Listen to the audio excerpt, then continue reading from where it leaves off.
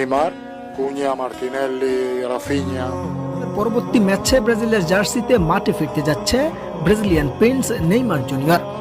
দর্শক, বিস্তারিত জানুন পুরো ভিডিওতে।